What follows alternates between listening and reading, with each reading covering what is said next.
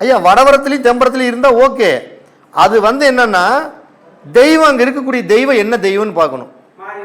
இப்போ மாரியம்மன் கோயில் இருக்குது, அந்த மாரியம்மனுடைய கோயிலில் மாரியம்மன் தான் நம்ம சாந்த ஸ்வரூபம் இல்லைன்ட்டேன், அது ஆக்ரோஷமான தெய்வம். அப்போ அந்த கோபுரத்துடைய நிழல் வடக்கு பக்கமாக இருந்தாலும் சரி, கிழக்கு பக்கமாக இருந்தாலும் சரி, தெற்கு பக்கமாக இருந்தாலும் சரி, அந்த கோபுரத்தோடைய நிழல் விழுகக்கூடாது. இல்லை, அது உத்தராயண தட்சிணாய காலத்தில் அப்படியே மாறுமல்ல. பட் நம்மளுக்கு நிழல் விழுகாமல் இருந்துட்டா போதுங்க.